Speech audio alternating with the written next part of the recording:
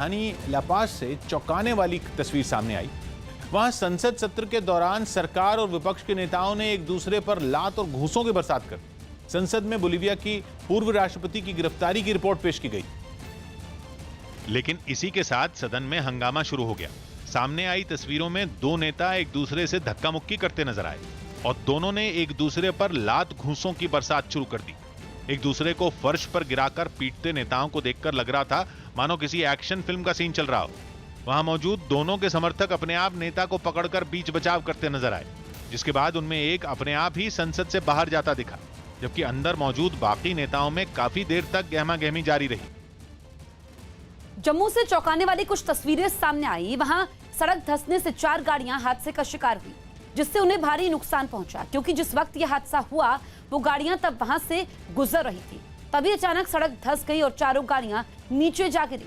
इस हादसे के बाद वहां भीड़ जुटी। उन लोगों ने इस हादसे की जानकारी पुलिस को दी, जिसके बाद कुछ पुलिस वाले वहां पहुंचे, जिनमें कुछ ट्रैफिक व्यवस्था को संभालने में जुट गए तो कुछ हादसे की जांच करने लगे।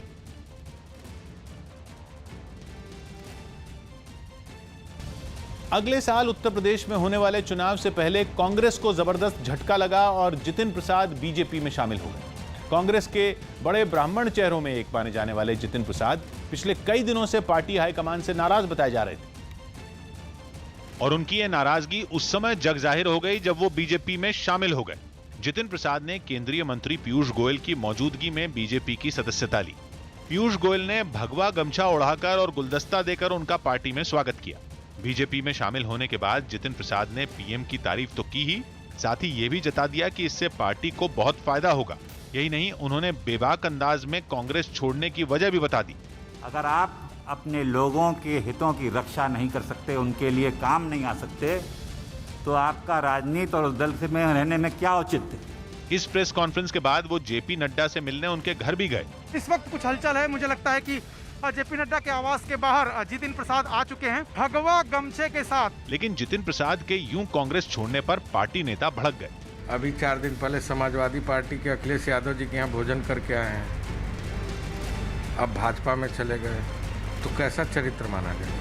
उत्तर प्रदेश में विधानसभा चुनाव से पहले हुए इस बड़े उलटफेर की वजह ब्राह्मण वोट बैंक माना जा रहा है, क्योंकि जितिन प्रसाद के पार्टी में शामिल होने से उन्हें बड़ा संदेश जाएगा, जिसका फायदा अगले साल होने वाले विधानसभा चुनाव में हो सकता है। क्योंकि उत्तर प्रदेश में ब्राह्मण समुदाय के करीब 10% वोटर माने जाते हैं, जो कई सीटों पर निर्णायक माने जाते हैं। माना जाता है कि जितिन प्रसाद की पकड़ इस समुदाय के वोटरों पर है। यही नहीं, पिछले साल उन्होंने ब्राह्मण चेतना परिषद नाम का एक संगठन भी बनाया था। पता चला है कि वो राज्य के अलग अलग जिलों के ब्राह्मण समुदाय के लोगों से संवाद भी करते हैं। जितिन प्रसाद के शाहजहांपुर, लखीमपुर और सीतापुर जैसे जिलों में अच्छे खासे समर्थक बताए जाते हैं। अपने पिता की राजनीतिक विरासत संभालने के बाद वो 2001 में इंडियन यूथ कांग्रेस के सचिव बने और 2004 में शाहजहांपुर और 2009 में धौरहरा सीट से सांसद चुने गए। यही नहीं, 2008 की मनमोहन सरकार में वो केंद्रीय इस्पात मंत्री भी बने। जितिन प्रसाद राहुल गांधी के करीबी माने जाते थे, लेकिन ज्योतिरादित्य सिंधिया के नक्शे कदम पर चलते हुए वो भी बीजेपी में शामिल हो गए, जिसके बाद कांग्रेस में आत्मचिंतन की मांग होने लगी। एलोपैथी और आयुर्वेदिक के बीच छिड़ी बहस के बीच योग गुरु रामदेव ने कोरोना से बचाव के लिए वैक्सीन लगवाने की अपील की है।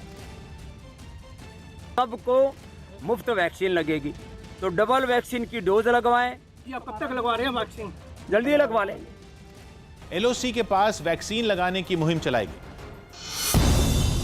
जम्मू कश्मीर के उरी में एलओसी के पास स्वास्थ्य विभाग ने वैक्सीन लगाने का अभियान चलाया। इस अभियान में सेना भी उसकी मदद कर रही है। सेना और स्वास्थ्य विभाग के इस अभियान की वहां के लोगों ने भी तारीफ की। बड़े शुक्रगुजार हैं जनाब इसके अपने आर्मी के। यहाँ डॉक्टर आए, वैक्सीन दी। दिलीप कुमार के परिवार ने बताया कि उनकी तबीयत अब ठीक है और जल्द उन्हें मुंबई के हिंदुजा अस्पताल से छुट्टी मिल सकती है। छत्तीसगढ़ के सूरजपुर जिले में राजेश पटेल नाम के सिपाही ने बंदरों को खाना खिलाने का अभियान शुरू किया। बताया गया कि वहां लॉकडाउन में मंदिरों के बंद होने से कई बंदर मुश्किल में आ गए, जिसके बाद राजेश पटेल ने इन्हें खाना देना शुरू किया। अब उनके इस अभियान में दूसरे पुलिस वाले भी शामिल हो गए। प्रतिदिन मैंने आज कम से कम 2 महीना हो, 1.5-2 महीना हो गया होगा खिलाते खिलाते। मध्य प्रदेश के पूर्व सीएम कमलनाथ को बुखार होने के बाद दिल्ली के पास गुरुग्राम के मेदांता अस्पताल में भर्ती करवाया गया। बिहार में लॉकडाउन के खत्म होते ही कई जगहों पर बाजारों में भीड़ उमड़ पड़ी। राज्य सरकार ने शाम 5 बजे तक वहां दुकानों को खोलने की इजाजत दे दी, जिसके बाद लोग घरों से ऐसे निकल पड़े जैसे बाजार इसके बाद कभी खुलेंगे ही नहीं। ऐसी ही कुछ तस्वीरें पूर्णिया से सामने आईं, जिनमें बाजार में इतनी बड़ी तादाद में लोग दिखे कि वहां पैर रखने तक की जगह दिखाई नहीं दी। बाजारों में भीड़ उमड़ पड़ी है। ऐसे भी लोग हैं जो कि ना तो सोशल डिस्टेंस का पालन करते हैं, ना मास्क पहन रहे हैं। खरीदारी करने बाजारों में पहुंचे कई लोगों ने कोरोना नियमों को अपनी जिंदगी से यूं निकाल फेंका जैसे कोरोना का नामो निशान मिट चुका हो। ऐसे लोग अजीबोगरीब बहाने बनाने से भी नहीं चूके। मास्क इसमें भूल गए थे घर पे। तेल की बढ़ती कीमतों के विरोध में कांग्रेस ने देश के कई हिस्सों में अलग अलग अंदाज में प्रदर्शन किया। पेट्रोल का दाम कई शहरों में 100 रुपए पहुंच चुका है और डीजल के दाम भी 85 रुपए से ज्यादा हो चुके हैं। और कांग्रेस ने इन्हीं बढ़ी हुई कीमतों के विरोध में कहीं थाली बजाकर तो कहीं मोटरसाइकिल में आग लगाकर प्रदर्शन किया।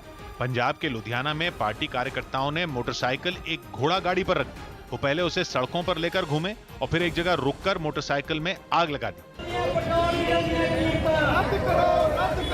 वहीं कर्नाटक के शिमोगा में भी कांग्रेस कार्यकर्ताओं का विरोध जताने का अंदाज हटकर रहा।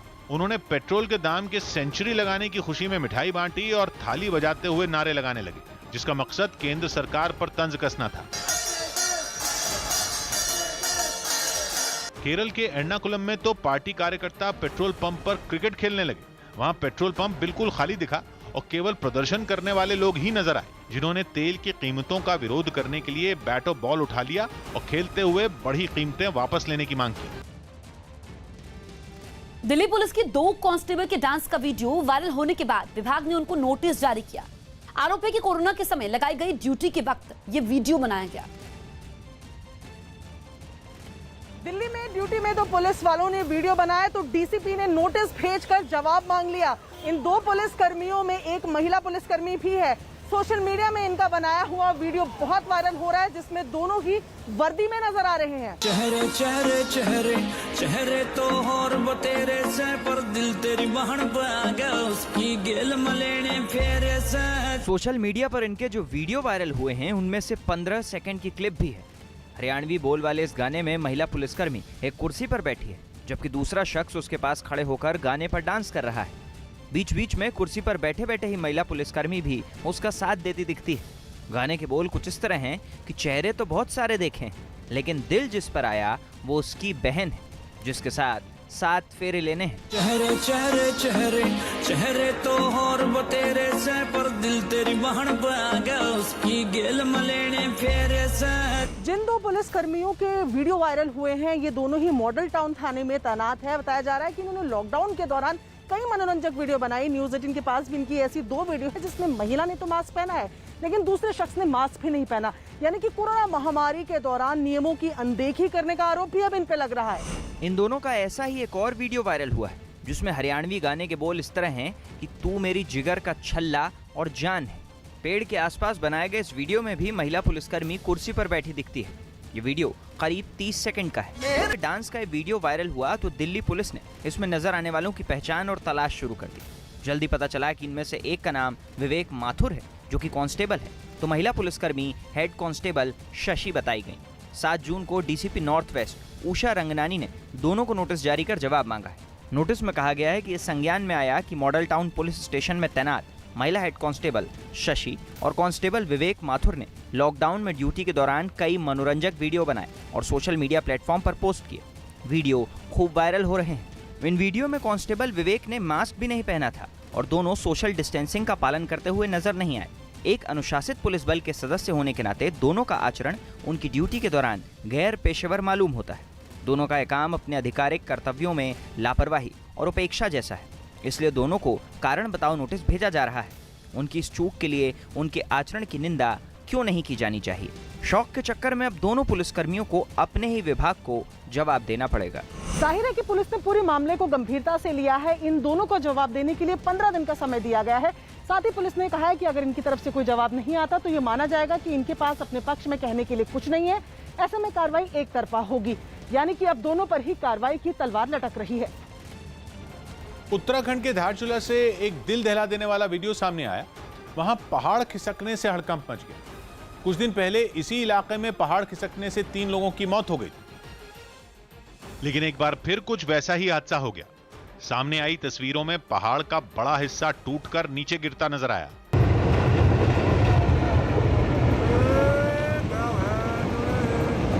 इससे पहले पहाड़ से मलबा गिरता दिखाई दिया। उस वक्त वहां कई गाड़ियां मौजूद थीं, जिन्हें सावधान करने की कोशिश भी की गई। बोलो गाड़ी पीछे कर लेगा यार। गाड़ी बैक कर लो।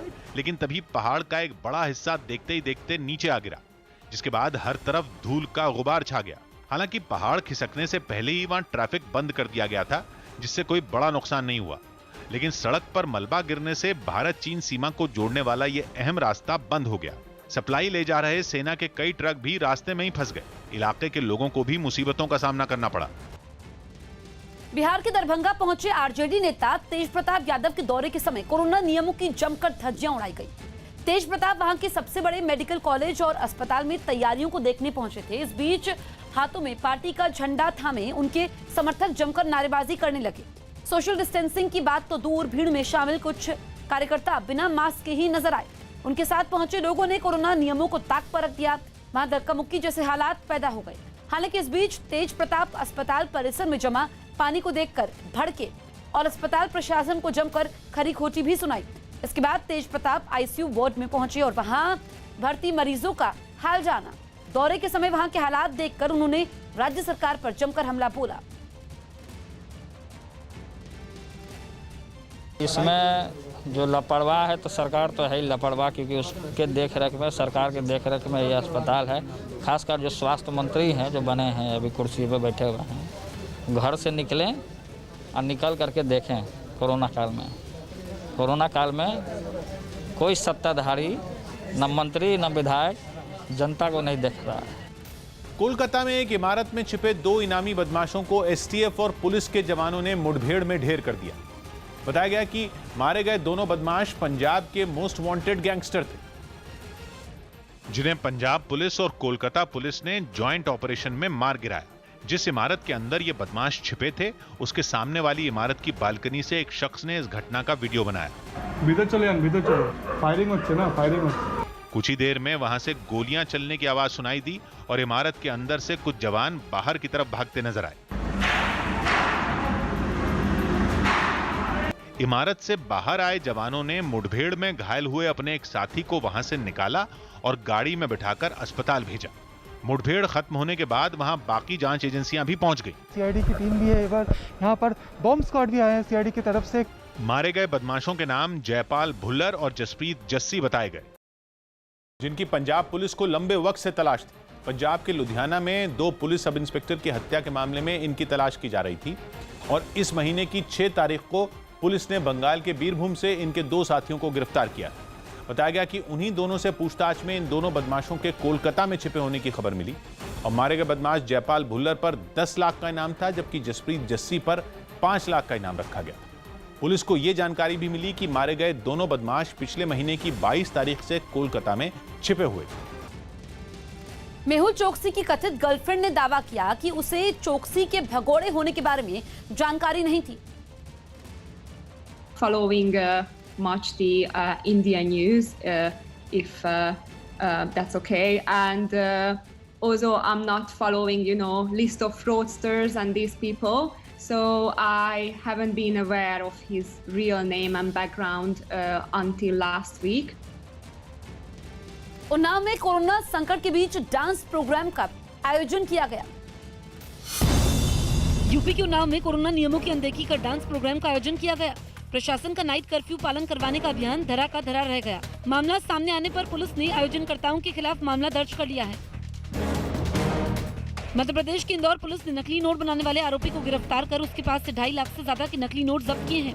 नकली नोट की जानकारी मिलने पर पुलिस ग्राहक बनकर नोट खरीदने आरोपी के पास पहुंची और उसे धर दबोचा। ये नोट जो है वो पहली नजर में हूबहू वैसे ही लगते हैं। पश्चिम बंगाल की सिलीगुड़ी पुलिस ने कोरोना टेस्ट के लैब रिपोर्ट के फर्जीवाड़े के आरोप में एक आदमी को गिरफ्तार किया है। पुलिस आरोपी को रिमांड पर लेकर पूछताछ कर रही है। मौसम विभाग ने बिहार में अगले 5 दिनों तक आंधी के साथ भारी बारिश का अलर्ट जारी किया है। मौसम विभाग ने एहतियातन लोगों से सतर्कता बरतने की अपील की है। हरियाणा के पानीपत में एक आदमी की मौत पर पुलिस वालों के खिलाफ इलाके के लोगों का गुस्सा भड़क उठा। आरोप है कि जिसकी मौत हुई उसे एक मामले में थाने लाकर टॉर्चर किया गया था, जिसके बाद उसने अस्पताल में दम तोड़ दिया। और इस बात की खबर मिलते ही इलाके के लोग हंगामा करने लगे। अपनी नाराजगी जताने के लिए कई लोग थाने पहुंच गए और पुलिस के खिलाफ नारेबाजी शुरू कर दी। गुस्साए लोगों को समझाने के लिए कुछ पुलिस वाले उनके पास गए, लेकिन शांत होने के बजाय वो उनसे बहस करने लगे। ये लोग आरोपियों की गिरफ्तारी की मांग करते हुए थाने के बाहर काफी देर तक डटे रहे। मेरी मौसा जी है, इन्हें चौंकी मुगला के जान से मार दिया। वहीं पुलिस ने भी मामले की गंभीरता को देखते हुए जांच में चुस्ती दिखाई और आरोपी पुलिस वालों को दबोचकर थाने ले गई। एफआईआर दर्ज करके और जो ये सही इसमें कार्रवाई कर रहा था उसको काबू कर लिया है। बताया गया कि इस मामले में पुलिस ने कुछ और लोगों को भी आरोपी बनाया है और उनकी तलाश तेज कर दी। बिहार के कटिहार से चौंकाने वाली तस्वीर सामने आई, जिसमें एक दुकान में भीषण आग लग गई, जिससे 15 लाख के नुकसान का दावा है। यह आग आधी रात के वक्त लगी, जब आसपास के इलाके के तमाम लोग सो रहे थे। ऐसे में आग लगने की खबर मिलते ही वहां लोग जुट गए, लेकिन तब तक इसकी लपटें आसमान छूने लगी। हालांकि लोगों ने आग बुझाने की बहुत कोशिश की, लेकिन तब तक पूरी दुकान इसकी चपेट में आ चुकी थी। जानकारी के मुताबिक दुकान में लगी आग की वजह शॉर्ट सर्किट को बताया गया। अमेरिका के एरिजोना से डरा देने वाली तस्वीरें सामने आई। वहां के जंगलों में लगी भीषण आग ने आसपास के रिहायशी इलाकों के लोगों की मुसीबत बढ़ा दी। हालांकि दमकल कर्मियों ने काफी हद तक इस पर काबू पा लिया, लेकिन कई जंगल अब भी भीषण आग की चपेट में हैं, जिसकी गवाही ये तस्वीरें दे रही हैं, जिनमें रात के अंधेरे में जंगल का एक बड़ा हिस्सा लपटों से घिरा नजर आया।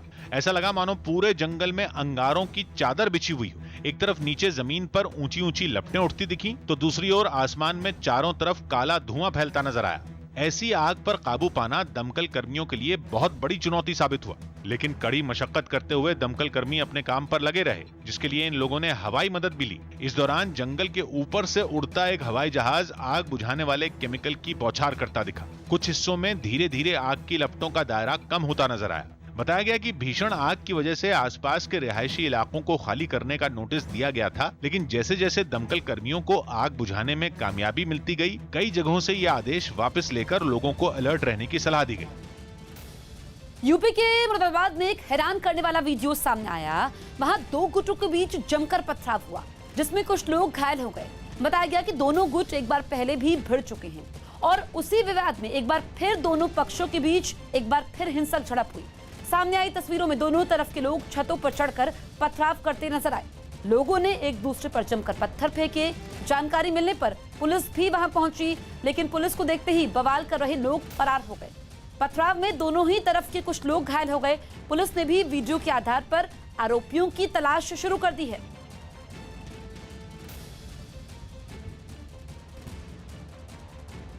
बड़ी खबर आ रही है मुंबई से। मुंबई के मलाड में भारी बारिश की वजह से एक 3 मंजिला इमारत का हिस्सा गिरा। इसकी चपेट में आकर पास के 2 और मकान गिर पड़े। रात 11 बजे के करीब हादसे की खबर मिलते ही पुलिस और फायर ब्रिगेड की टीम मौके पर पहुंची। राहत बचाव का काम शुरू किया। फायर ब्रिगेड के मुताबिक अब तक इसमें 11 लोगों के शव निकाले जा चुके हैं। इनमें 6 बच्चे शामिल हैं। अब तक 7 लोगों को मलबे से बाहर निकाला गया है। घायलों को पास के अस्पताल में भर्ती करवाया गया है। इमारत में अब भी 3 लोगों के फंसे होने की आशंका है। बीएमसी के मुताबिक इमारत काफी जर्जर हालत में थी और भारी बारिश होने के कारण वो हादसे का शिकार हुई। फिलहाल रेस्क्यू ऑपरेशन जारी है और इमारत के मलबे में फंसे बाकी लोगों को बाहर निकालने का काम जारी है। अब से कुछ देर पहले बारिश शुरू हो गई है, इससे रेस्क्यू ऑपरेशन में दिक्कत होने वाली है।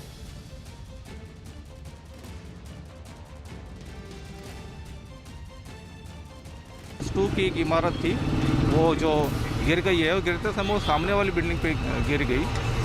उसमें कल रात से 18 लोगों को रेस्क्यू किया गया वहाँ से।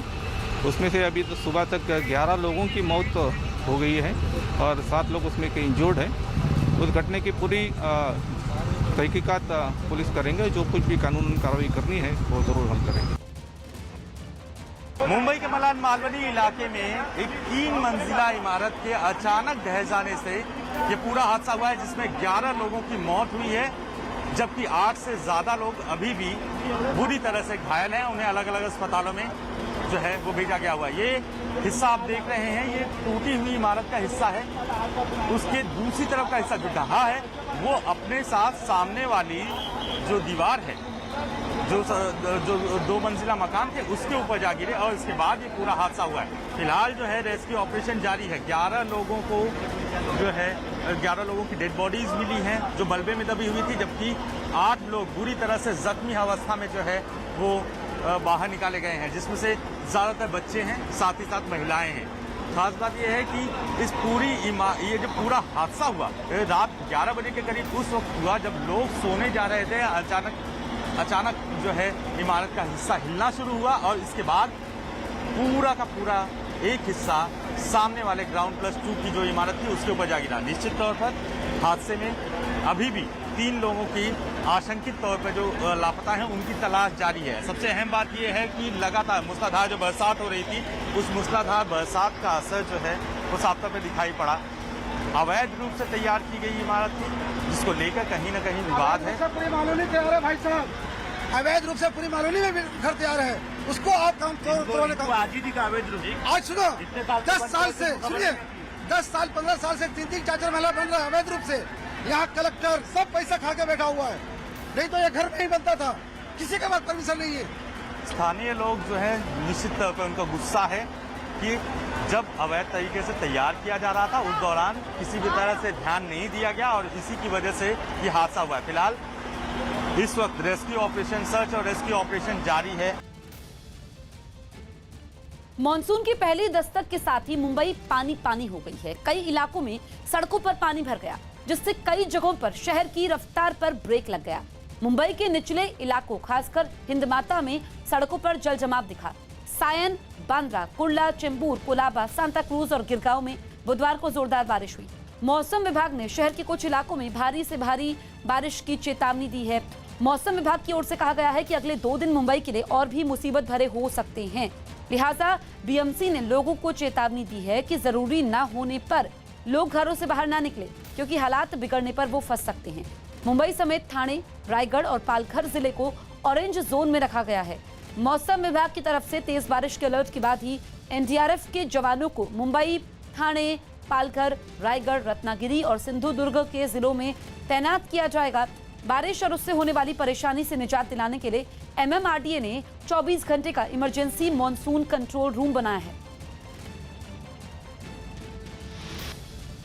20-25 साल मुंबई में पानी भरता है, हाई टाइड होता है, तो भी हर साल हम इसी तरह का अगर रीज़न देने वाले होंगे तो मुंबई करों को गुमराह कर रहे हैं। उद्धव जी ठाकरे साहब भी आपत्ति व्यवस्थापन में गए 5-10 मिनट के लिए। क्या 5-10 मिनट में जायजा लिया? क्या आपत्ति व्यवस्थापन समझ लिया? क्या सूचनाएं दी? क्या रिव्यू किया? मुझे लगता है मुंबई के संवेदना के प्रति यह खिलवाड़ है। आज आप देखिए कि बारिश कैसी हुई है। सुबह से बारिश हो रही है, करीब करीब 100 मिलीमीटर से ज़्यादा बारिश हो चुकी है। और रही बात मुंबई की, तो मुंबई की भौगोलिक दृष्टि से ऐसी है कि कुछ इलाके बहुत ही निचले जगह पर हैं। खुद मुख्यमंत्री जी कंट्रोल रूम पहुंचकर सभी कलेक्टर, सभी अधिकारियों को निर्देश दे रहे हैं कि सब लोग सजग रहें, जागरूक रहें। खुद मेयर रास्ते पर जाकर जहां जहां मदद होने की संभावना है वहां मदद कर रही है। खुद म्युनिसिपल के कमिश्नर आईएस चहल जी इस समय पूरा कंट्रोल लिए हुए हैं। तो ऐसी कोई बात नहीं, विरोधियों का काम है विरोध करना। तो वहीं जितिन प्रसाद के बीजेपी में शामिल होने के बाद राजस्थान कांग्रेस में भी कलह सामने आई। राजस्थान कांग्रेस में फिर से कलह की खबर है। चर्चा है कि सचिन पायलट ने उनके और गहलोत के बीच का विवाद सुलझाने के लिए बनाई गई कमेटी के बारे में आला कमान से सवाल पूछा। वो अपने समर्थकों को दरकिनार किए जाने से खफा बताए गए। उनका साथ देने वाले नेताओं ने तो खुलकर इस पर बोलना शुरू कर दिया। जो भी कोई बात हुई होगी हाईकमांड से या जो इंचार्ज जनरल सेक्रेटरी से जो भी है बात हुई है तो उसको जरूर पूरा भी करना चाहिए। जबकि प्रदेश नेतृत्व ने इस मामले से पल्ला झाड़ लिया। वो कमेटी मैंने नहीं बनाई, मेरे क्षेत्राधिकार का विषय वो नहीं है। आसाराम की याचिका पर राजस्थान सरकार ने सुप्रीम कोर्ट में अपना जवाब दाखिल कर दिया। सरकार ने आसाराम पर बीमारी का बहाना बनाने का आरोप लगाया। साथ ही दावा किया गया कि आसाराम को कोई गंभीर बीमारी नहीं है। सरसों के तेल की बढ़ती कीमत पर सरकार ने सफाई दी। केंद्रीय कृषि मंत्री नरेंद्र सिंह तोमर ने बताया कि सरसों के तेल में होने वाली मिलावट को रोका गया, जिसकी वजह से कीमतों में उछाल आया। सरसों के तेल में थोड़ी सी हल्की महंगाई है। सरकार ने मिलावट को बंद किया है। ये भारत सरकार का बहुत महत्वपूर्ण फैसला है। जम्मू कश्मीर के उपराज्यपाल मनोज सिन्हा ने श्रीनगर में 500 बिस्तर वाले कोरोना केयर सेंटर का उद्घाटन किया। इस सेंटर को भी DRDO की मदद से तैयार किया गया। भोपाल में कोरोना का टीका लगाने के लिए एक कैंप लगाया गया। इस कैंप में दुकानदारों और उनके कर्मचारियों को टीका लगाने की शुरुआत की गई। विशेष अभियान हमने शुरू किया है, टीका लगवाओ और बाजार खुलवाओ। यूपी के बाराबंकी में एक महिला की हत्या के बाद गांव वालों ने जमकर हंगामा किया। वहीं जब पुलिस इस हंगामे को शांत करवाने के लिए पहुंची तो लोगों ने पथराव शुरू कर दिया, जिसके बाद पुलिस ने भी सख्ती दिखाई, पत्थरबाजी कर रहे लोगों को वहां से खदेड़ दिया। इस बीच जब कुछ लोगों ने पुलिस की गाड़ी को घेरा तो पुलिस वालों ने उन्हें धक्का देकर वहां से हटाया। इस कार्रवाई में कई लोग जमीन पर गिर गए। खबर है कि प्रधान के चुनाव में रंजिश की वजह से उस महिला की हत्या उस वक्त की गई जब वो अपने पति के साथ घर लौट रही थी। इस हमले में उसका पति गंभीर रूप से घायल हो गया। वहीं जब महिला का शव उसके घर लाया गया तो उसके ससुराल और मायके पक्ष के बीच अंतिम संस्कार के मुद्दे पर विवाद खड़ा हुआ। पुलिस इसी विवाद को सुलझाने पहुंची थी।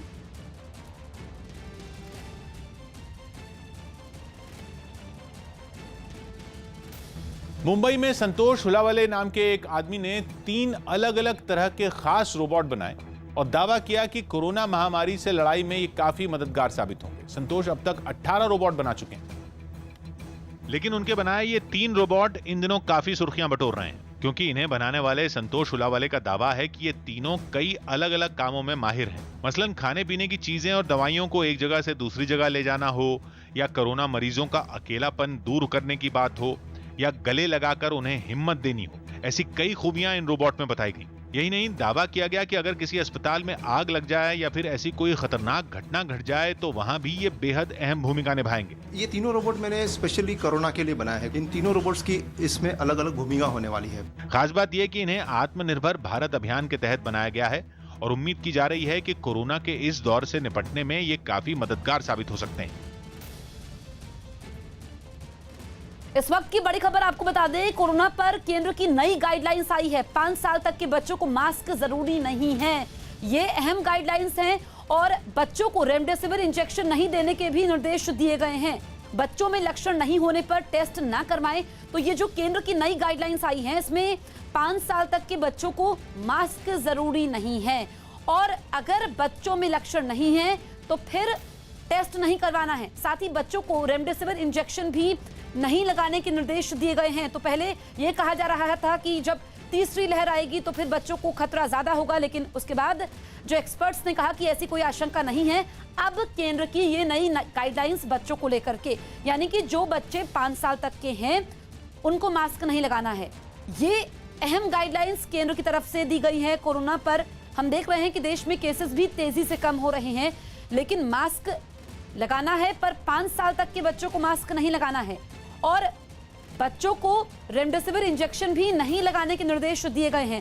साथ ही ये भी गाइडलाइंस में कहा गया है कि अगर जरूरी नहीं है, यानी कि बच्चों में लक्षण नहीं है, तो फिर उनका टेस्ट ना करवाया जाए।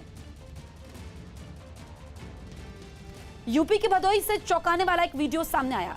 वहां एक नकली सिपाही को पकड़कर लोगों ने उसकी जमकर पिटाई कर दी। आरोप है कि वो पुलिस की वर्दी का रौब दिखाकर इलाके के कारोबारियों से पैसे वसूल रहा था। लेकिन जैसे ही इस बात का पता चला कि वो असली सिपाही नहीं है, तो लोगों ने उसे घेर लिया और फिर सब मिलकर उस पर टूट पड़े। किसी ने मुक्के बरसाए तो किसी ने उस पर थप्पड़ों की बारिश की। लोगों के गुस्से को देखते हुए वो चुपचाप उनकी मार खाता रहा। इसके बाद उसे उसकी मोटरसाइकिल से भी उतार दिया गया। इस बीच वहां मौजूद कुछ लोगों ने मारपीट के बजाय उसे पुलिस के हवाले करने की सलाह दी। बाद में पुलिस ने उस नकली सिपाही को हिरासत में ले लिया। अमेरिकी संसद के ऊपरी सदन सेनेट ने चीन की टेक्नोलॉजी से निपटने के लिए एक बेहद अहम बिल पास कर दिया, जिससे चीन बुरी तरह तिलमिला गया। न्यूज एजेंसी पीटीआई की रिपोर्ट है कि अमेरिका की सेनेट ने चीन की तकनीक का जवाब देने और वहां की कम्युनिस्ट सरकार की चालबाजियों को देखते हुए एक बड़े बिल को मंजूरी दे दी। इस बिल में अमेरिका अपनी कंपनियों को नई टेक्नोलॉजी तैयार करने के लिए भारी भरकम आर्थिक मदद देगा, ताकि इस क्षेत्र में चीन का दबदबा खत्म किया जा सके। इसका सबसे बड़ा असर हुआवेई जैसी चीनी कंपनियों पर पड़ेगा, क्योंकि फिलहाल 5G तकनीक के मामले में इस कंपनी का दबदबा है। यही वजह है कि अमेरिकी सेनेट में इस बिल के पास होते ही चीन तिलमिला गया। बौखलाए चीन ने कहा कि यह बिल चीन की तरक्की को रोकने के लिए लाया गया और वैसे ऐसे कदमों पर चुप नहीं बैठे। कि गाजीपुर में कोरोना वैक्सीन लगवाने पहुंची एक लड़की ने हंगामा कर दिया, जिसका वीडियो सोशल मीडिया पर वायरल हो गया। बताया गया कि बुकिंग के बाद ये लड़की वैक्सीन लगवाने पहुंची थी, लेकिन वैक्सीन खत्म होने की वजह से उसे नहीं लगाई गई, जिससे वो भड़क गई और हंगामा शुरू कर दिया। काफी देर तक ये लड़की वैक्सीन सेंटर पर चीखती चिल्लाती रही। वहां मौजूद लोगों ने उसे समझाने की कोशिश की, लेकिन वो नहीं मानी। हंगामे की खबर मिलते ही पुलिस भी वहां पहुंची, लेकिन इस लड़की का गुस्सा शांत नहीं हुआ। बाद में वो पुलिस वालों से ही उलझ पड़ी, जिसके बाद पुलिस उसे अपने साथ थाने ले गई।